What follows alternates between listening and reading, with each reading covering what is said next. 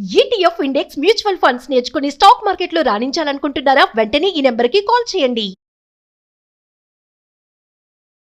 Welcome to Suman TV. Public speaker, family counsellor మీ రజనీరమ. మళ్ళీ ఒక కొత్త సమస్య వచ్చిందండి.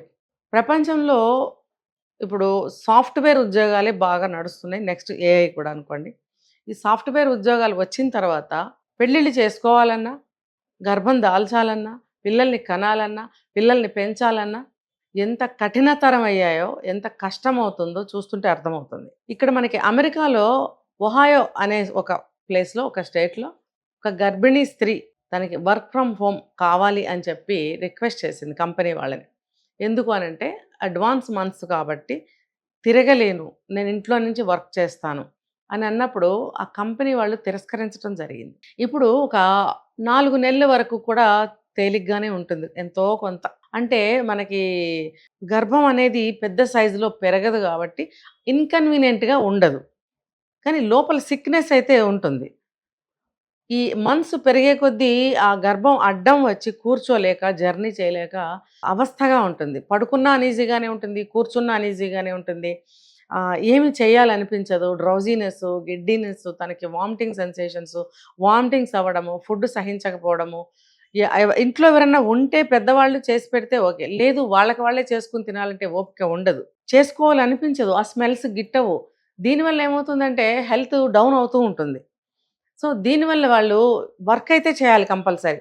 ఇంట్లో నుంచి చేస్తే కాసేపు, అంటే ఆఫీస్కి వెళ్ళాలంటే పర్టికులర్గా రెడీ అవ్వాలి. అదే ఇంట్లో ఉన్నారనుకోండి, ఎట్లా ఒకట్లా కూర్చుని వర్క్ చేసేసి వాళ్ళకి సబ్మిట్ చేసేయచ్చు. మనకి ఏదన్నా కాస్త టైం ఉంటే ఏదైనా చేసుకోవచ్చు, లేకపోతే రెస్ట్ తీసుకోవచ్చు అనే ఎక్కువగా ఆలోచిస్తారు. ఇది ప్రపంచవ్యాప్తంగా అమ్మాయిలు ఎదుర్కొంటున్న సమస్యలు. దీంతో పాటు ఆ అమ్మాయి హస్బెండ్స్ కూడా కొంత ప్రాబ్లమ్స్ ఫేస్ చేస్తూనే ఉంటారు. మరి ఇక్కడ మన ఇండియాలో కూడా అమెరికన్ కంపెనీస్లో జాబ్ చేసేవాళ్ళు ఉన్నారు, ఇక్కడ కంపెనీస్లో కూడా చేసేవాళ్ళు ఉన్నారు. ఇప్పుడు అమెరికాలో ఒహాయో అనే ప్లేస్లో ఒక స్త్రీ, ఒక ఉమెన్ ఈ సమస్యగా ఒక రిక్వెస్ట్ చేసింది. నేను రెగ్యులర్గా ఆఫీస్కి రాలేను. గత 5 సంవత్సరాల నుంచి తీసుకుంటే ఈ కోవిడ్ వచ్చిన దగ్గర నుంచి వర్క్ ఫ్రమ్ హోమ్ అనేది అందరికీ యాక్సెప్ట్ చేశారు. హాయిగా అందరు ఇళ్లలో ఉండి వర్క్ చేస్తున్నారు. పర్సనల్ వర్క్స్ కూడా కొన్ని చేసుకోగలుగుతున్నారు. కొంచెం దూరం అవ్వకుండా ఫ్యామిలీని ఎంజాయ్ చేయగలుగుతున్నారు ఫ్యామిలీతో. మళ్ళీ కూడా వీళ్ళు ఆఫీస్కి వచ్చి వర్క్ చేయాలి అనే రూల్స్ మళ్ళీ స్టార్ట్ అవుతున్నాయి. చాలా వరకు 80%, 70% కంపెనీస్ రమ్మనే చెప్తున్నారు. ఇది వీక్లీ 1 టైమ్ అని ఒకసారి, 2 టైమ్స్ అని ఒకసారి, 3 టైమ్స్ అని ఒకసారి ఇట్లా అంటున్నారు. కొంతమంది రెగ్యులర్ 5 వర్కింగ్ డేస్ రావాలని కొన్ని కంపెనీస్ షరతులు పెడుతున్నాయి. ఇలా ఉన్నప్పుడు గర్భిణీ స్త్రీలకి చాలా అంటే చాలా అవస్థగా ఉంటుంది. వాళ్ళు ఇంట్లో మంత్స్ పెరిగే కొద్దీ గర్భం సైజ్ పెరుగుతుంది కాబట్టి వాళ్ళు ఇంట్లో మూవ్ అవ్వడానికి చాలా కష్టంగా ఉంటుంది. ఆ బట్టలు కూడా కన్వీనియంట్గా వేసుకోలేకపోతారు. చాలా ఇబ్బందికరంగా, లోపల అనారోగ్యంగా ఉంటూ ఉంటుంది. ఎక్కువగా విశ్రాంతి కోరుకుంటుంది శరీరం. ఈ విశ్రాంతి కోరుకుంటున్న సమయంలో ఎవ్రీ డే అక్కడికి వచ్చి వర్క్ చేయాలి అని అంటే, పర్టికులర్గా మనకి ఫారిన్ కంట్రీస్లో తీసుకుంటే 3-4 అవర్స్ జర్నీ చేసి వెళ్ళాలి ఇంటి దగ్గర నుంచి కంపెనీకి. అంతంత దూరాలు ఖచ్చితంగా ఉంటాయి. ఏదో 1 అవర్ దూరం అంటే అది అంత ఈజీ కాదు. 3 అవర్స్ ఖచ్చితంగా ఉంటుంది. మరి ఇంత దూరం జర్నీ చేసి వెళ్ళి జాబ్ చేయాలి అంటే, అక్కడ 8:00 లాగిన్ అవ్వాలి అని అంటే, ఇక్కడ 4:30, 5:00కి స్టార్ట్ అవ్వాల్సిన పరిస్థితి. అమ్మాయి అయినా సరే, అబ్బాయి అయినా సరే. మళ్ళీ అక్కడ వర్క్ చేసి ఇన్ని అవర్స్ వర్క్ చేసిన తర్వాత మళ్ళీ రిటర్న్ బ్యాక్ మళ్ళీ అంతే టైం పడుతుంది. ఇంటికి వచ్చే వరకు 9 ఎంతో అవుతుంది. ఇంకా వాళ్ళకి రెస్ట్ ఎక్కడుంటుంది? సిట్టింగ్ పొజిషన్లో వాళ్ళకి గర్భంలో ఉన్న బిడ్డ నలిగిపోవడము, ఆ బిడ్డ కూడా ఆ లోపల ఒక ఇరుకుదనాన్ని ఫీల్ అవుతూ కదులుతూ ఉంటారు. కదిలిన ప్రతిసారి తల్లికి కూడా ఇబ్బందికరంగానే ఉంటుంది. ఒక్కొక్కసారి కదిలే ఛాన్స్ లేక బిడ్డలు కూడా స్తబ్దుగా అట్లా నిద్రపోతూ ఉంటారు. అది మనకు ఒకసారి భయాందోళనకి దారితీస్తుంది, బిడ్డ కదలటం లేదేంటి అని.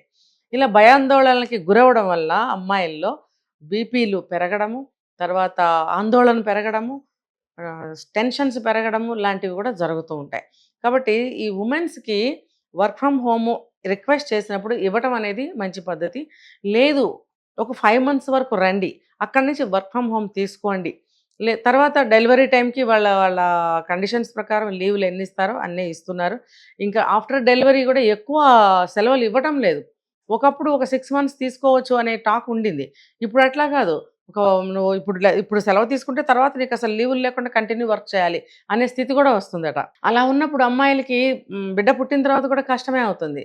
కాబట్టి వాళ్ళకి మెటర్నిటీ లీవ్స్ అనేవి కూడా మంచిగా ఇవ్వాలి. ఈ వర్క్ ఫ్రమ్ హోమ్ అనేది వాళ్ళు కన్సిడర్ చేయాలి. ఇప్పుడు ఇది ఆ అమ్మాయికి ఏమైందంటే, వాళ్ళు ఒప్పుకోకపోవడం వల్ల ఆ అమ్మాయికి ఒత్తిడి పెరిగి ఎవ్రీడే జర్నీ చేసి వెళ్ళడం వలన ఆమెకు ప్రీ డెలివరీ అయిపోయి బిడ్డ మరణించడం జరిగింది. ఇప్పుడు దీనికి కారణం ఎవరు అనంటే, ఫలానా కంపెనీ అని చెప్పి జ్యూరీ నిర్ణయించింది. నిర్ణయించినప్పుడు ఇప్పుడు కాంపెన్సేషన్ ఎంత ఇవ్వాలి? రూ. 211,00,00,000 ఆ అమ్మాయికి చెల్లించమని చెప్పి తీర్పిచ్చారు. అంటే వాళ్ళకి $1,000,000 అన్నమాట. మిలియన్స్ మీద డాలర్స్. మనకి మన భాషలో చెప్పాలంటే మన లెక్కల్లో రూ. 211,00,00,000 చెల్లించారు. అదంతా నష్టమే గదా! అదే ఆ అమ్మాయి వర్క్ ఫ్రమ్ హోమ్ చేసినట్టయితే ఆ అమ్మాయి వర్క్ చేసేది, కంపెనీకి అంత నష్టం వాటిల్లదు. ఇప్పుడు ఏకంగా ఇంత డబ్బు చెల్లించడం అనేది కంపెనీకి పెద్ద లాస్. కాబట్టి వాళ్ళు ముందు చూపుగా కంపెనీలు కూడా కొన్ని ఆలోచించాలి.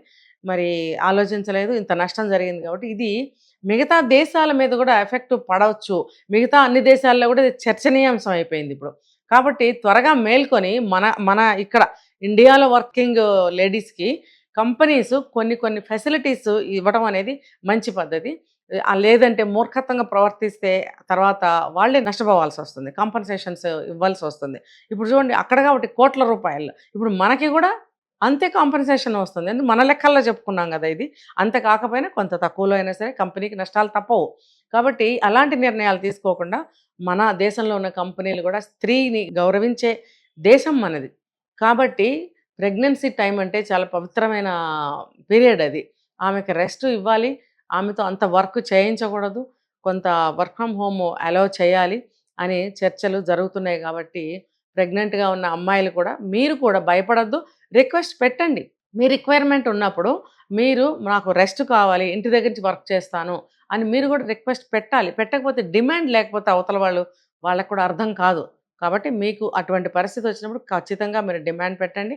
రిక్వెస్ట్ చేయండి. అప్లికేషన్ పెట్టండి. నాకు ఇలా ఇలా అని చెప్పి ఖచ్చితంగా ఒప్పుకుంటారని మనం ఆశిద్దాం.